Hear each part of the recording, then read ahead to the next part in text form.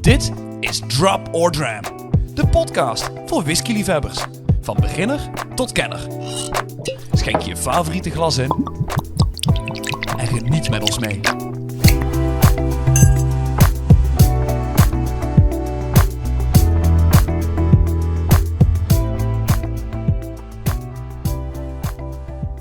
Welkom lieve luisteraars, maar ook welkom alle aanwezigen, want we hebben een primeur in Drop or Dram. We zitten namelijk live in het de Monnik Experience Center in de Oldenzaal. En het publiek is hier massaal toegestroomd, dus laat jullie even horen. Kijk Dennis, het wordt een legendarische uitzending nu al, want we hebben ook twee grootheden uit de whisky aan tafel. Ja, ik ben ook stikzenuwachtig omdat we het een keertje live doen met publiek erbij. Dat zijn we natuurlijk niet gewend aan onze keukentafelstudio, maar ja... Dit is natuurlijk een unieke kans als we twee echt grote legendes hebben aan tafel uit de whiskywereld. Want ja, wat is leuker dan dat? Ik zal een van de eerste mensen introduceren. Dicht bij jou gedaan, Billy Walker. Ja, wie kent hem niet? Revivalist van many Scottish distilleries. GlenAllachie. Jeetje, waar moet ik beginnen bij die man? Waar moet ik beginnen, Jan? Ja, ik word gewoon zenuwachtig van dit. Ja, als je het echt niet weet, kan je altijd de podcast terugluisteren die we over hem gemaakt hebben. Hè? Dat is waar. En aan de andere kant van de tafel naast Billy Walker zit nog zo'n legende. Samen overigens meer dan 100 jaar whiskyervaring. Maar daar zit Fred Laing, de derde generatie van een van Schotlands meest iconische onafhankelijke bottelaars. Van merken zoals, noem het allemaal eventjes op Dennis. Ja, ik heb hier de Big Pete. Provenance, de Particular Range, de Big Pete. En Dennis die gaat hem zo meteen uitgebreid aan de tand voelen. Maar eerst Dennis, moeten we eventjes iets anders aan ze vragen. Ja, nou we schakelen dus even over naar het Engels. Zonder ondertiteling voor het publiek helaas. We kunnen het niet anders doen. Gentlemen, very, very much welcome in our live podcast. Thank you very much. Yeah, it's like you've done this every single day. We're more nervous to have two legends at the table. And you guys look so relaxed like, okay guys, come on, hit it. I don't think it's quite like that, but let me congratulate you on your excellent management of the Dutch language. Oh, thank you so much. Very good. We had a lot of practice. So, two legends, but gentlemen, I think we should address the elephant in the room because you have more in common than whiskey in the first place. Glasgow Rangers, what's that all about? just get it out of the way. It's been better for us, hasn't it? Yesterday was not a good day. Yeah. We'll forget yesterday. Maybe in a few weeks' time. You can forget it. It takes us months to forget it. Geen idee waar het over gaat. Is het what kind of sport are the Glasgow Rangers? I'm not a sportsman. I think you're teasing. Ik krijg echt hele onberekenbare blikken naar me toe. Ja, Jan, dit gaat over voetbal. Maar let's skip the real football now and leave it there. And then we'll talk about things you know and for a long, long, long time. And that should be whiskey. So, Jan, for you the honor. Mr. Billy Walker, we had him in a previous podcast. But let's have a summary. Take it away, man. A short summary. And Billy, in our pre-conversation, you said I've worked in the Netherlands for a few years, so Dutch is no problem. So I'll ask you, wat was de eerste keer dat whisky je echt greep? These are the words I didn't actually learn. Okay, well, we do it in English then. Do you remember the first time whiskey truly grabbed you? Well, I was lucky. I was brought up in a whiskey town in Dumbarton. It was the home of Ballantyne's. It was a bottling plant for J&B. And close by we had Little Mill Distillery, Auchintosh and Loch Lomond. So it was a whiskey town. And I suppose the first time it really grabbed me when I was bold enough to try and steal some of my father's whiskey when I was 15 years old.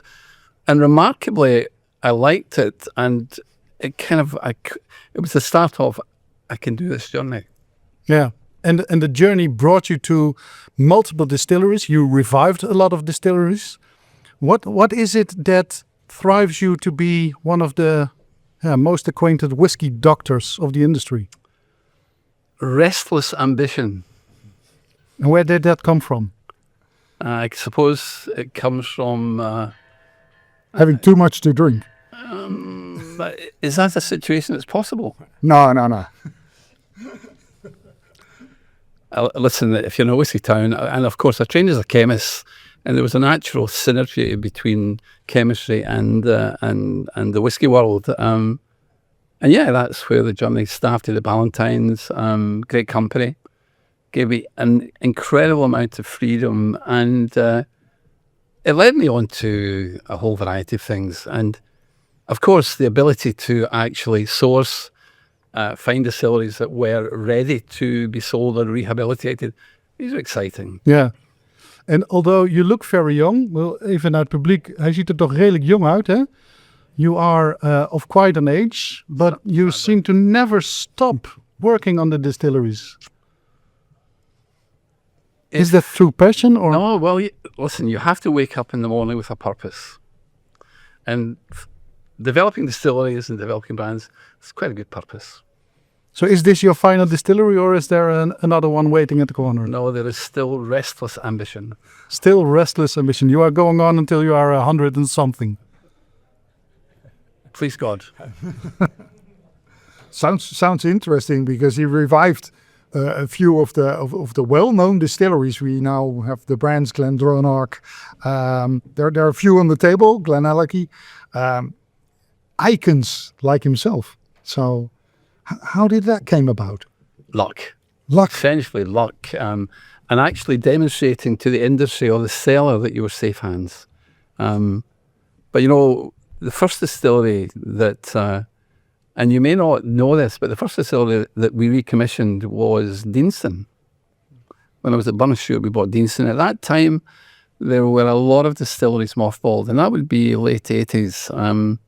And Deanston had been down for about 8 years, and that was a challenge. We also did acquire Tobermory and recommissioned Tobermory. But in 2004 was interesting. That was a time when you think the industry might be a little bit in difficulties at the moment. In 2004, there was something like 18 distilleries mothballed. And so when we started the quest to acquire a distillery, there were a lot of candidates.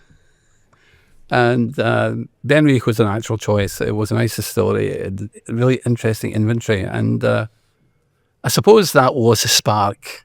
Once you get something interesting, exciting, then you want a little bit more. Nice. Dennis, introduce Fred Laing to us, please. Yeah, well, Fred Laing, also another legend of the industry, but on a different form, more or less. Now is third generation. You were actually the second generation of independent bottlers. And now to come think of it, Jan, we never talked too much about independent bottlers, but it is so important. With a long heritage, picking up the best casks, never had the urge to distill yourself, or just... Remember, please, that my father came from a blending background, and when he acquired Douglas Laing, there were only 3 casks of whiskey and 1 brand, King of Scots, back in 1948. So blending was very much the name of the game, and I appreciate the indication that we're perceived as independent bottlers. We were kind of forced into that. Probably when our blending strengths and our blending markets, which were particularly strong in the Pacific Rim, tended to tail away in the late 1990s.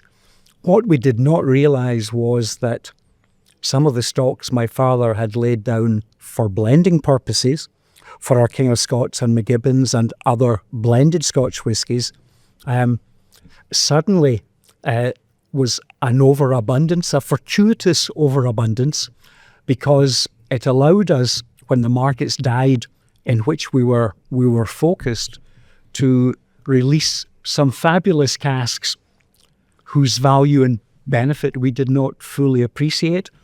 So we came charging in late to the independent bottling business in the year 2000, and that was the first spell for what must have been 35 or 40 years that we were independent bottlers, because until then we had been blenders. We're seen as independent bottlers, perhaps still just now, but hey, we're back blending, not grain with malt, but we're back in the blending business with our blended malts, what Billy and I both prefer to call our vatted malts. The law does not allow us to put the word vatted malt Scotch whisky on the labels. Billy and I are old school and would prefer vatted malts, but we're blending malt whiskies with Big Pete and Scallywag and our other regional malts. Yes. And do you remember the first Scotch you ever tasted that completely blew your mind for, okay, now we go from blending to, for some of your brands and like the Old Particular, is a single cask, single bottling? Two spring to mind, one young and one quite old. My father really liked the Port Ellen for his blending on King of Scots. And we continued to use Port Ellen in our King of Scots 12 and 17-year-old Scotch whiskies for a number of years until we realised just how important Port Ellen was. So when I started to write tasting notes for Port Ellen at 18 or 20 years of age, absolutely sublime. And it was reassuringly the alcoholic fumes of my father's breath I was getting out of the glass, because not only did my father use Port Ellen as a blending Scotch, but he used it as his favourite Scotch. So that was an emotional entanglement I had with Port Ellen beyond the commercial. Even when he sang you a lullaby when you were a very little Fred, you already were infused by Well, it was perhaps a few years later than that. But I'm not besotted of age. There was an Altmore 5-year-old cask, our group of casks, which had been matured in Pedro Jimenez butts, which were outstanding quality, and such outstanding quality at 5 years of age that we started to release some of these casks under the XOP branding. So there was always a commercial side that backed up the tasting quality that we were detecting in these casks, whether they be young or old. It's super interesting to see, like, en ik zie ook gewoon bij het publiek af en toe al gefronste gezichten dat ze zeggen van, oh, Port Ellen, die gebruikten wij gewoon in de blend van de Kings of Scots. Wat gebeurt er? Ja, als je Port Ellen opent, dan zijn er mensen die gelijk al beginnen te stuiten voordat die überhaupt al open gaat. Andere tijd, hè? 1948. Ja, er zijn natuurlijk andere plekken. Maar wel mooi te zien dat gewoon vanaf kinds af aan al jong erin zit. Natuurlijk. But now is independent bottlers is becoming more and more a thing. But you have several brands, the Provenance. Is there a particular reason to distinguish those brands? Provenance is the entry level, normally aged 5 through to 12 or 13 years of age. And Old Particular takes us through from about 15 through to 25 years of age. And then beyond that, we have our XOP, which is Extra Old Particular. And that ranges from 25 up to maybe 60 years of age. And always from single casks. And you started being an independent bottler by bottling the stock that you had for blending. Yes. But where do you get your casks nowadays? How does it work? We will fill at the distilleries of our choice, and the Scotch will be tankered down to our new premises in Glasgow, where the tankers are emptied into our own tanks and then filled at our leisure into our casks. We've got a very good young man who comes previously from William Brandt's, in charge of our wood policy. And we're trying to extend the interest and the contacts where we can go directly to wineries or sherry bodegas of our choice, rather than work necessarily with cooperages in UK or Scotland. And Billy, you are known as a vat master yourself. Why don't you bottle the best casks yourself and you sell them like to independent bottlers like Fred? Well, the reality is I don't. Since we acquired GlenAllachie, we have never sold 1 litre of whiskey to any third party. And the other distilleries? And the other distillery, Glendronach, not. Glenglassach, not. Maybe the previous owner did. And Benriach, a little. I don't even sell casks to my son. Whoa. Yeah, there's something... No, Billy made that very evident to me on a discussion on a podcast a couple of years ago. The fact that we have a little drop of this Benriach, which was bottled in 2016, was accessed to us before I think you owned it. Yeah. Look, don't misinterpret what I'm saying. And we have to recognise how important independent bottlers were to actually showcasing and growing single malt whiskey. 25 years ago, you would recognise that it was essentially controlled by Glenlivet, Glenfiddich, Macallan, maybe a little bit, certainly Glenmorangie, and 1 or 2 others in the fringe. Independent bottlers took these relatively unknown distillery single malts and showcased them to the world. And they did a fantastic job in actually showcasing and growing the category. And I have every respect for it. The problem I have with releasing our style of GlenAllachie is that I don't want a third party to bring something to the market that doesn't reflect how I define the distillery. And that's the reason I don't do it. Quite right. And is that also the creativity you have as an independent bottler, that when you acquire some of those casks, which are maybe not the style that Billy had foreseen, that you have your creativity to do and re-rack them or use them in other kinds of ways? There is that element that as owner of the brand, not of the distillery, but of the old particular or the provenance, that we can take that particular decision. Particularly, I think it applies when we start to get in amongst our blended malts. We could have taken, for example, Big Peat into a much drier category by the use of one of the other, or the percentages used of one distillery within the Big Peat gamut and selection. You've got to stand up and be counted that I like this whiskey. That's the one we're going to present, and I will not change it. So there's maybe a slight element of egocentricity here as the owner, Billy. There is, except for the Glasgow Rangers, there is some rivalry. Oh, Billy, I can see it. Come on, guys. there is. We have a fight on our hands. Come on, Billy, let's react to that. I was just about to pay Billy €5 for his kind words to me earlier about independence. Look, I'm not obsessed, but the reality is that when you're building a brand, I've never been brave enough to actually build a distillery, and that's a challenge. It's a much bigger challenge than actually acquiring a mature distillery. But that also brings problems. You're inheriting somebody else's territory, somebody else's image of how the personality of the whiskey should be. And certainly in the case of GlenAllachie, we were determined that we wanted to create a sherry-forward style of whiskey. So you had 2 parts to the journey. The first part was the kind of distillery cut, the spirit cut, was it compatible with how we could envisage where GlenAllachie was going to be in terms of style and personality.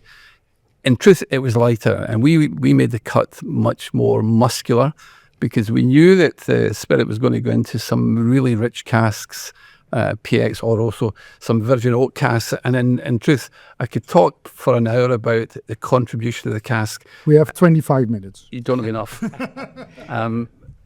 So that the first part of the journey, making the new fill compatible with where we were going, then inheriting somebody else's thoughts and thinking of what they produced, and then actually examining almost every cask, and there were 40,000, 50,000 casks to look at and decide if it was the right style of cask for this journey, or do we need to re-rack it into, in our case, probably PX Oros and some virgin oak casks.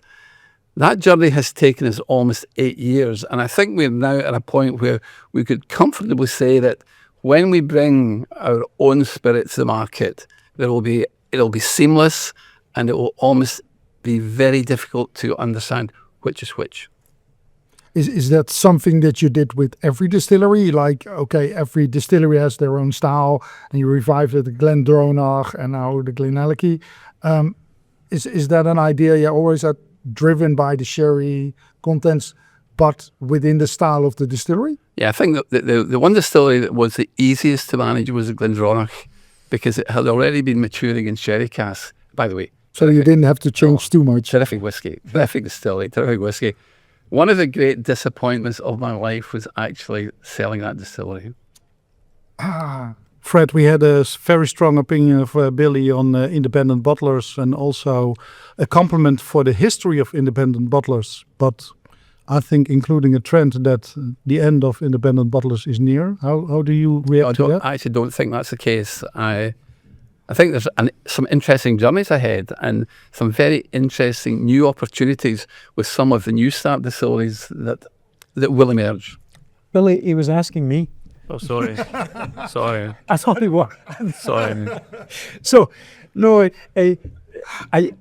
I think you are right. I think there is an end game for independent bottlers, and I think those who have laid down good stocks of their own choice will continue, and I think the age group at which we will be selling it will drop. The range of distilleries within which we will be selling the single casks will shorten. I think there's still an opportunity. We're now small distillers. We're microcraft distillers with the Strathearn distillery. I think it probably scares Billy as well as Diageo mightily that we produce 30,000 litres a year. So this is not a threat, but we are at the same time every bit as protective as Billy is of your stock. We will not release Strathearn beyond either our own single cask bottlings or within a Strathearn bottling itself. We're commercial enough, however, to continue laying down stock and protecting stock with 10, 15, 20 years ahead. Some of the casks that we have re-racked will not be seen or tasted. The tasting notes will not be given by me. I might be looking down from on high, approving them, but it's still a long-term game, the Scotch whisky business, whether you're an indie bottler or a blender. Is that also a change, because we said third generation now?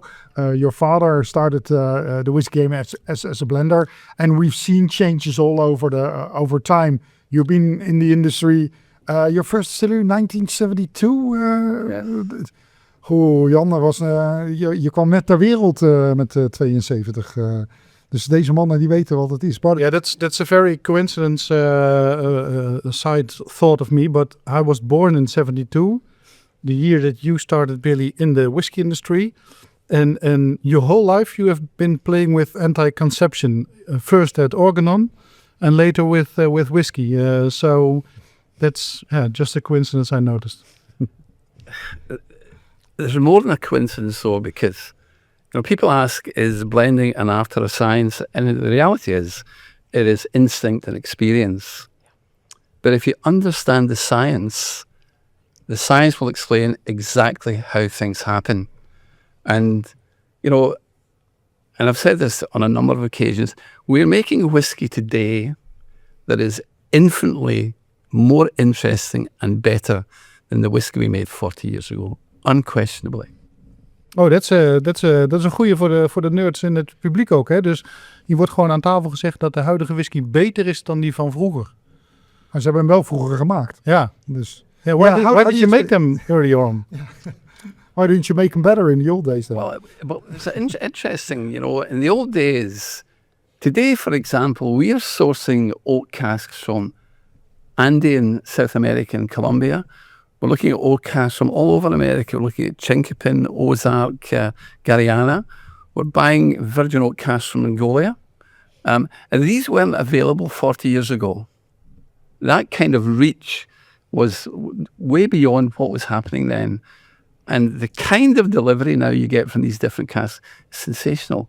If you look at, we buy a lot of Mizunara cask, which has a taste profile like incense, sandalwood, umami, but very expensive. They're costing about £3,500 a cask. So looking, it's an alternative. So we went to China, we looked at Mongolian oak. Is it the same? Well, it's on the same latitude as Hokkaido. So interestingly, the genus of the oak is the same. It's Quercus mongolica, and Mizunara is also Quercus mongolica. Does it deliver the same kind of flavour profile? No, it doesn't, but it does give you some very interesting similar notes, herbal notes, anise, licorice, fascinating. And these are the experiences that today's modern blenders can actually reach and access that wasn't available 30, 40 years ago. Somebody in Valentine's saying, "Oh, I'll buy some cash from China." China wouldn't talk to us in these days. Is that also the case with independent bottling? I just addressed it a little bit by your new generation have a different approach in what whiskey should be in the near future, because like you said, it is whiskey making and drinking is the long run. It's a long run, yeah.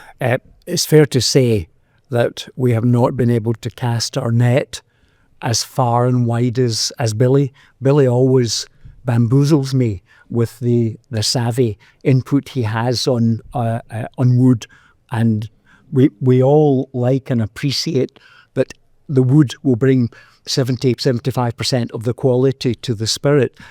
Billy takes it to a fine art. Cara is certainly casting the net further than Douglas Laing have ever done before into mezcal and Cote Rôtie and different wines. And we want to actually work with wine producers as opposed to intermediaries between the wine producers and us. So it's a whole new fascinating gambit. I'd also suggest to Billy that you're able nowadays to produce a finer spirit because you're not only the boss, but you're the accountant. And so... Not very good accountant. And so you manage the numbers and you're in control of what you actually spend, whereas previous company directors may have restricted the fertile brain that is Billy Walker from casting that net as far and wide as he has. Super interesting, and also you like we said with your generation, and you said before in 2000 you were blenders, then you became independent bottlers, so there was already a change on the way, and now you introduced so many new brands, the regional malts, or particularly we op the tafel we have one of the most well-known probably things you put out in the recent years is the Big Pete. I love Big Pete. He's the fruit of my loins. I first came across him in 2009 because we had a small abundance of Islay whiskies. And in describing to a set of young guys who love their whiskies and who were designers, I had to indicate what our 60th anniversary bottling tasted of and like, which was an old Port Ellen. And in amongst the tasting notes I related to them was a real Big Pete hit. And I asked the designer, draw me a big Illich with hair blowing over here and a beard and a big yellow aronet. And he did pretty much immediately sketch him, but Big Pete was smiling. And I said, no, Big Pete has just had a big hit of a really strong, peaty, phenolic, ashy, smoked Islay. And it's turned his face ooh, inside out. And so we changed the smile to the grimace. And in fairness, we had to give away many cases because nobody wanted to buy a serious Scotch whisky with a comedic character outside. Slowly but surely that changed to a point where we are often asked for artwork of Big Pete so that they can use the artwork to apply to a tattoo. And I don't know if you have a tattoo of Big Pete somewhere. I'll work on it. No, he can't show it. No. There's audience with that. We want to keep that private. Please. Sorry, we're live.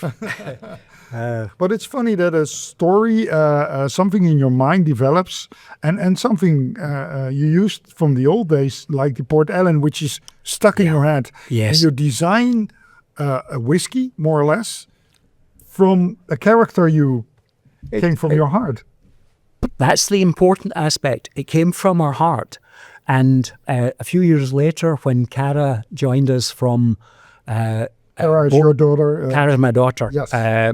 Previously as brand manager of Jura, Bowmore and Auchentoshan. And when she joined us in 2013, she saw the commerciality of Big Pete, and the width and breadth of our stock holdings was such that she brought another element of commerce to the equation, because we had a range of lovely fox terriers from the time I was 4 years old.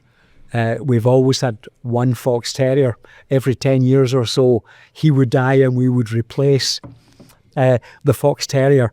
And we had another opportunity to consider developing the Scallywag brand.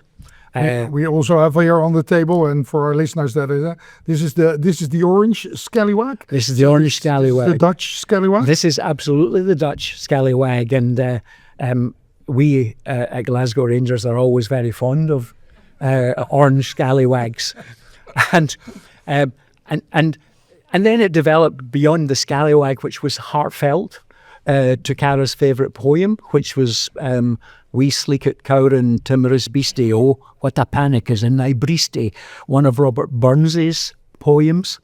But within that, the timorous beastie is one of these names where a little timorous mouse became a bigger character. So this is an all Highland vatting. And so it has gone on, and it's proven to be a very interesting scenario where in fact, every regional range can be covered by our stocks, for Galdrons from Campbelltown, the Epicurean, who's a strange cove with a waxed moustache on the label. So never Where does that wax moustache come from? I don't know. But he's a lowlander. And so it goes on. We spin these brands out from the heart. Then we go on to sell them from the heart as well. Yeah, that's maybe a very good thing to address later on. Commerciality, you already said it. And you revived a lot of the distillery, but maybe a lot of people think of whiskey is an art. It comes from the heart, of course, but it is a business. Sure. And a very important commercial side is there is no business unless we've got a commercial side. I'm not sure where you want me to take this question, but essentially you make whiskey to sell. Well, but we make whiskey to sell in routes to market that are compatible with our thinking. We deal with private, independent importer distributors. We know we occupy a different footprint from the big four. So we don't tiptoe into their territory, and we hope they don't tiptoe into our territory. But, the people that we want to engage with on a commercial basis, importer distributors, we want them to be private, independent people who share the same kind of mentality that we have. I think the question of Dennis is to be interpreted as, do you make whiskey for the market, or do you search the market with your whiskey? I think I make whiskey according to what is in my mind. And then the people who like it come to you. And I'm pretty convinced that we've learned a lot about the kind of the style of whiskey that is the modern style of whiskey. And as I said a few minutes ago, we're making where we are today and things like combining Mizunara and Oloroso casks. This is a different world. This is bringing whiskey flavor profiles that you would unthinkable about 30, 40 years ago. Wow. One question before we go to the glass. Did you ever taste the Big Pete? Yeah, of course. And what do you think of it? The same as the label says. Yeah, absolutely. Yeah. Wat is de label? Voor de mensen thuis, kijk nog even goed naar het label. Daar zie je een man met een enigszins vertrokken gezicht, omdat hij een behoorlijk sterk glaasje naar binnen heeft geschonken. Ja, Dit is voor mij ook even het moment om naar het publiek te kijken. Hebben jullie allemaal je proefglaasje al gekregen en bij de hand? Anders gaan we dat nog even regelen. Ja, dat is zo. I think we are now a little bit further than halfway, so it's tasting time, I would say. Okay. Yeah, and we have best of both worlds more so. We have a special edition from the Provenance line from Fred Laing. And how can we tell? It's the GlenAllachie. Yeah, but pre-Billy Walker, we just learned. Yeah, pre-Billy Walker. Absolutely. Yeah. So we can't ask him how he felt about releasing those casks. No, but I can express a view on that's the kind of whiskey we inherited when we acquired the distillery. And I'm looking at it, I can tell you it was probably in second fill American barrels. The style would be vanilla, honey, butterscotch, a little bit of spices, maybe some nutmeg, some cinnamon. And the colour is self-evident that it's been in second fill casks. And that's the challenge we had, is how do we actually seamlessly make this into a sherry forward style of whiskey? It's taken us 8 years, but the base is fantastic. You know, the kind of things that we're looking for. And if you look at a cask, you've got the celluloses, you've got the lignins, and you've got the tannins, and all of these things give you flavour contributions. We can, and they probably didn't take control, but you can take control of the cask. You can have a level of toasting and a level of charring that you can deliver almost any kind of flavour you want from that cask. So Fred, you had a cask. Yeah, Which go on, because my glass isn't empty. That's how. Fred, you already had a cask which was, according to Billy, a very good cask with great character. You independently bottled it. Can you tell us what it missed and why did you do to it what you did? You looking at me or Billy? Yeah, I'm looking at you both. Yeah. That's my... It is a marriage, more or less. Yeah, absolutely. We never changed the colour. Anything that Douglas Laing bottle, even today, is a natural colour. So the big, dark scallywag against the eminently blonde, fair colour of Big Pete is its absolute natural. And you can tell this is a relatively young. It's 7 years old, and strangely enough, as you talk of cellulose there, Billy, I'm catching a little bit of it on the nose, but the spices are evident.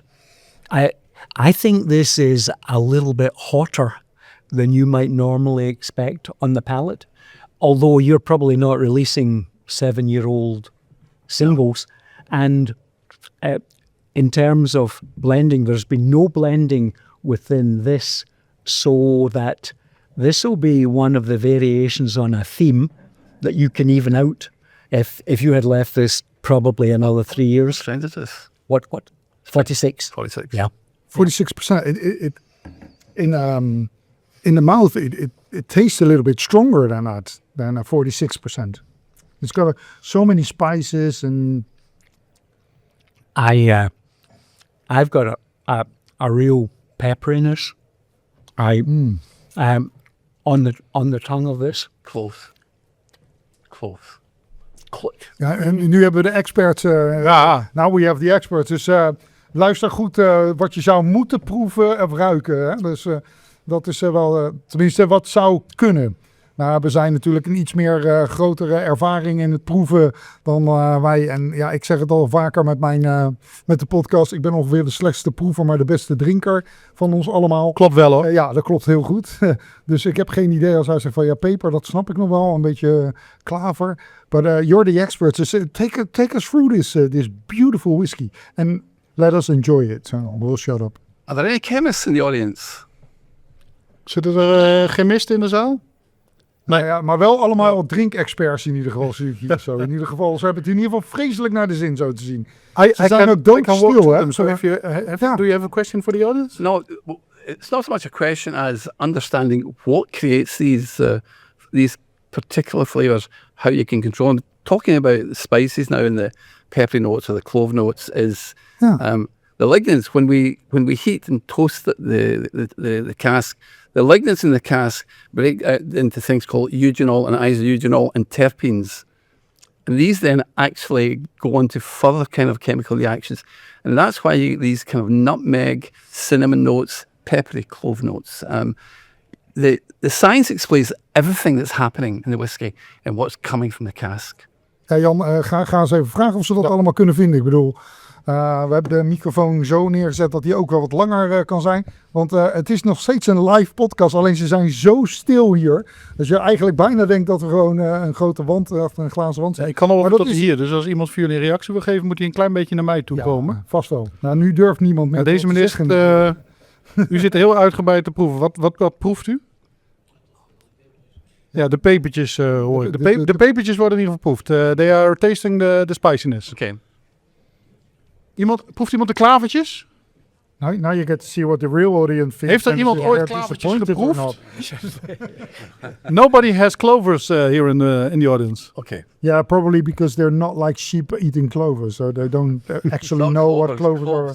Cloves, ja, de kruidnageltjes. De kruidnagels. Van de stoofpotjes. Iemand kruidnagels die proeft? Ik zie Nee. Wat ruiken jullie? Gooi het er eens in. Roep het er maar Cinnamon door. hoor ik daar. Kaneel. Ja, cinnamon. Cinema, absolutely. Yeah. Andere dingen? Ja. Het is bijna een quiz, hè? Wat proeven we nog meer? Ja, ik zou bijna zeggen, mensen zeggen altijd wel, wat proef je? Lekker, whisky. Kijk, Anijs. Fennel. Annis, ja. Nou, dat heb ik nou helemaal niet. Ik heb beetje ik krijg ook een beetje de sinaasapp, hoor. Billy, do you ever say no when somebody... No, it's interesting. You know, tasting is the most personal experience. It's a conversation between your palate and your brain. And I'm not sure if I said, we do our best work before 11 o'clock because your mind's clear and your palate's clear and hopefully you're in a good mood. Oh, we're just too late then. Yeah, we're just too late. You haven't been fighting your wife or whatever. But I'm being very psychosomatic in saying you should be tasting cinnamon, so you start looking for it. But if you're tasting this blind, it's a much more complicated experience. Dus kort samengevat, maakt niet uit wat jullie proeven. Hij zegt toch wel ja, en het is ook nog waar ook. Omdat je dat uit je eigen ervaring dus meekrijgt. Ja, het is je eigen context die je meeneemt. Was this how you intended it to be? They're just quiet, sipping their whiskey and not wanting to discuss the flavor notes, Fred? No, I'm delighted. It takes me back to almost what Billy was indicating there. Before I brushed my teeth, I would often be writing these tasting notes for a single cask release between 7 o'clock and 9 o'clock in the morning. I would do 5 or 6 tasting notes and I would write them out longhand. My secretary would find the handwriting slowly went off by the time I was writing my 6th tasting note.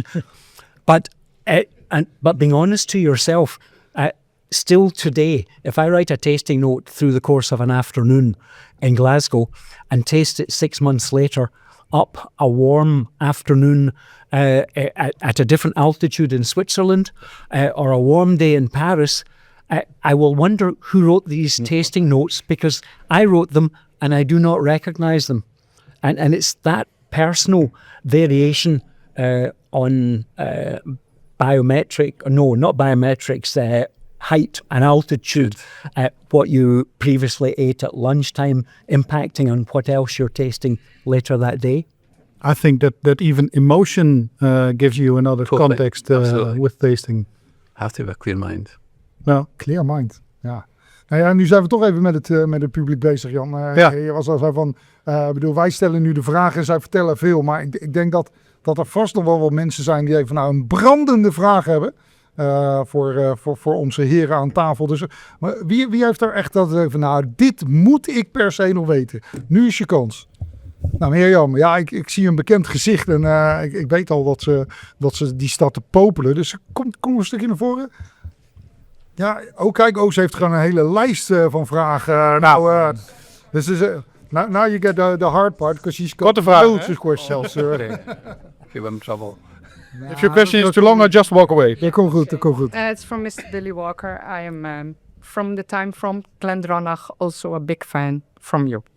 My question, in an interview with Whiskey Passion 2024 with Thijs Klaverstein and in conversation with Dennis, podcast in 2025, you mentioned that a whiskey is coming that does not change the DNA of GlenAllachie, but that it will be GlenAllachie made entirely at GlenAllachie from start to finish. When can we expect this bottling? In 2027. Nou, 2027. Nou, Because it will a special bottling do the distillery's 10th anniversary under your leadership. I think most importantly, it will capture all of the things that we wanted to include and change when we took over the distillery. The most important one is the first thing is a big distillery. It produces 4 million litres. We're operating around 800,000 because we wanted to do long fermentation. A typical fermentation time in the industry would be 52 hours, 60 hours. We're doing somewhere between 120 to 180 hours.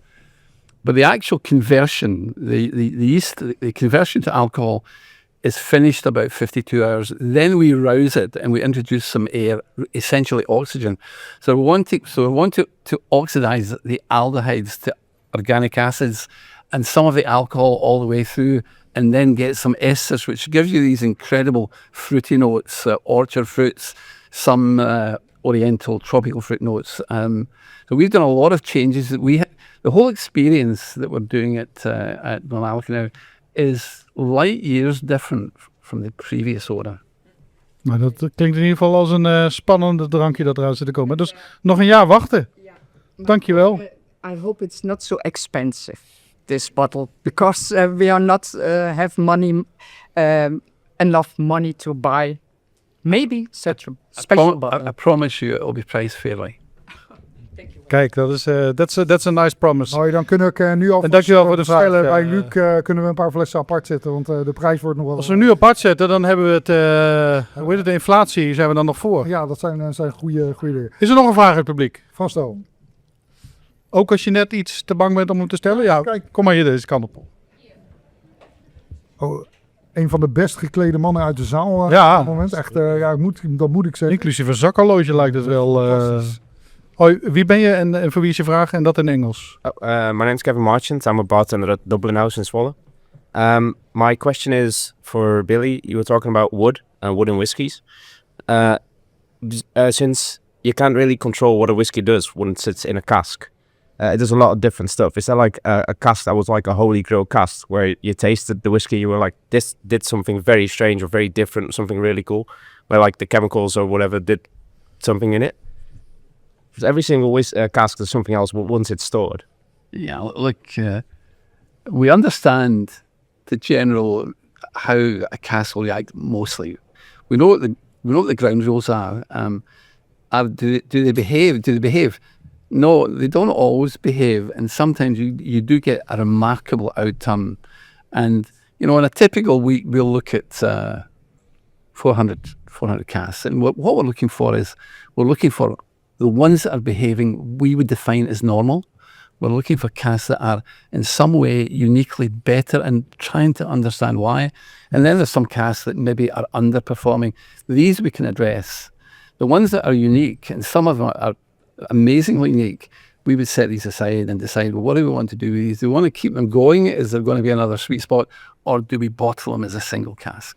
And how does that do with independent bottling? Because you acquire casks, you know a little bit what you're getting, but also the development within the dependent casks, and you make still blends and blended malts. Is that the same thing?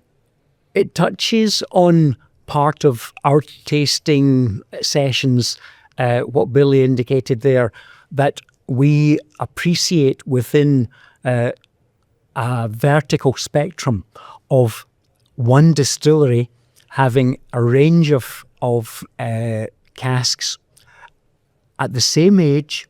There will be variations on a theme.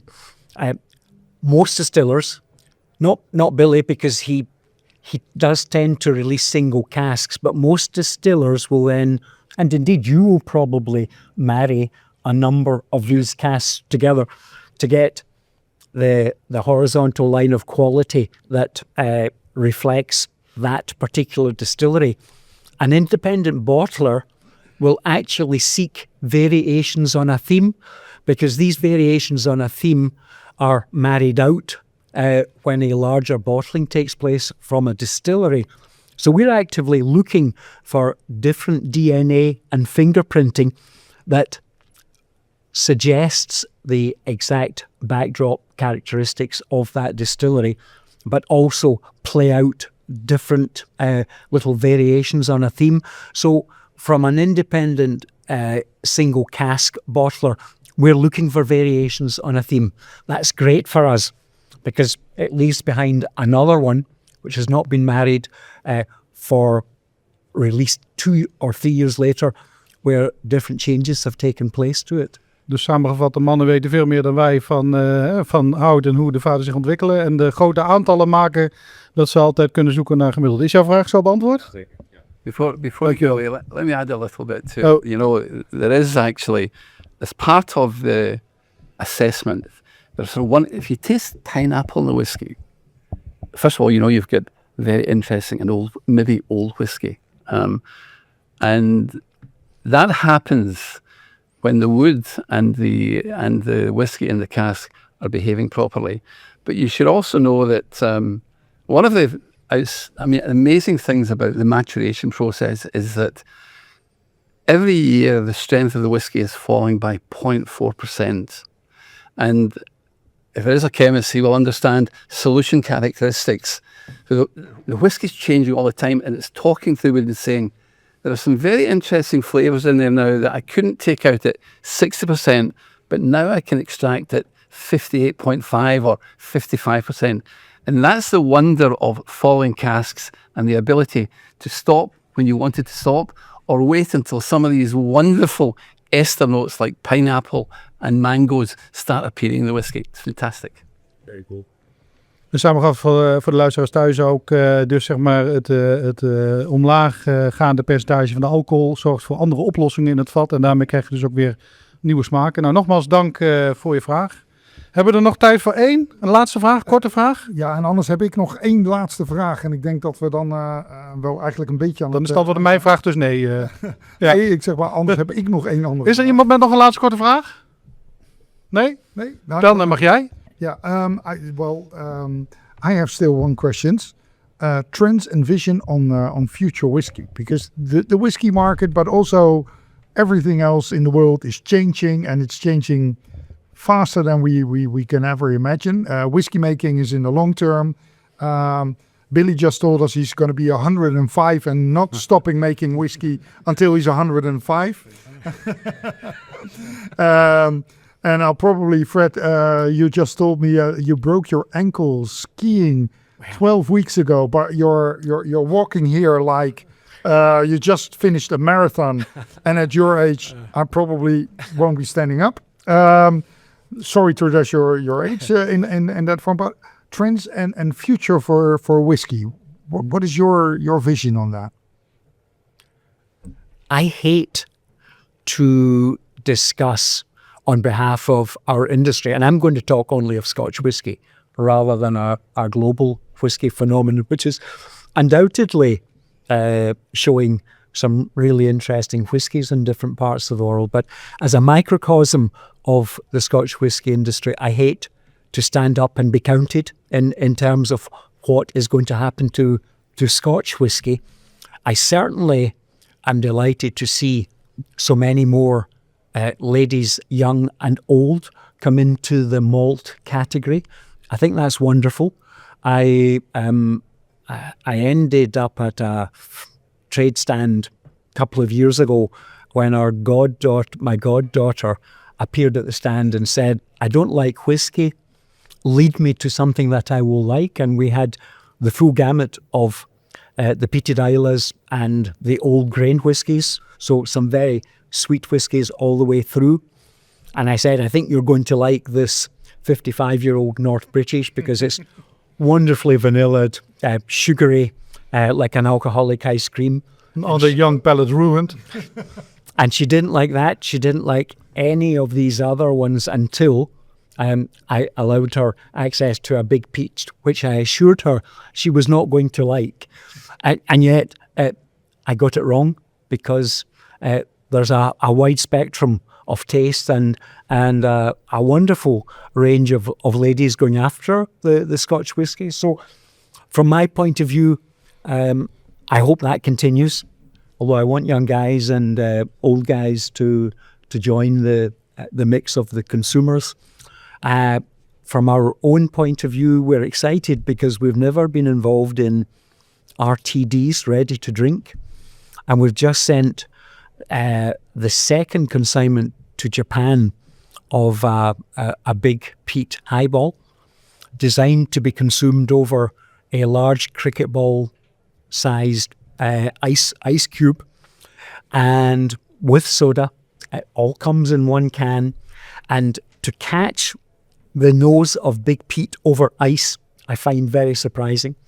But the bubbles rise, the peat and the smoke on the nose, and on the palate, the ice should have killed any suggestion of coal dust and chimney soot.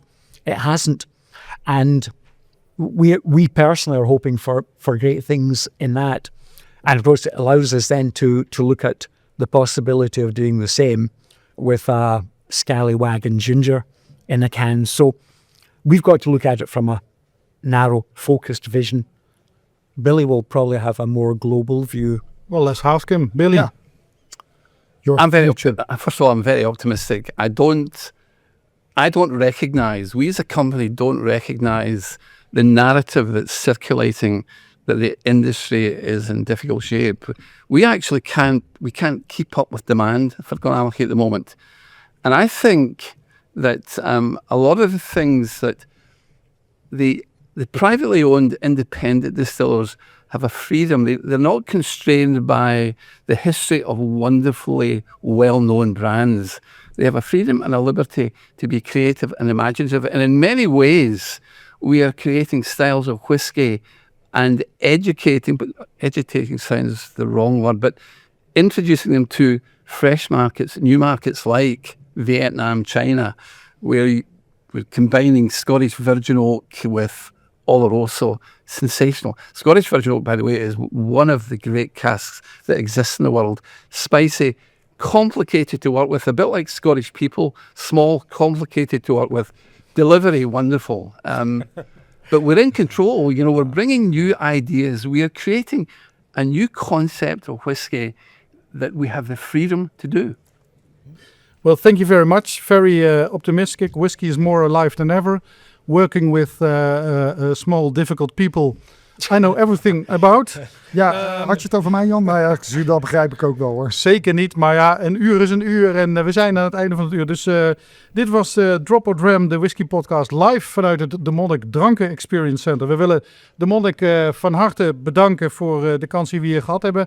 Publiek, jullie bedankt dat jullie erbij waren. En my special thanks to the great legends of the whisky, Fred Laing en Billy Walker. En wij zijn er de volgende keer weer, Dennis. Tot de volgende keer. Dag.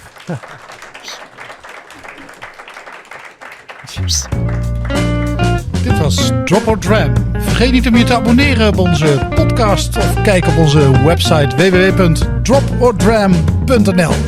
Tot de volgende keer.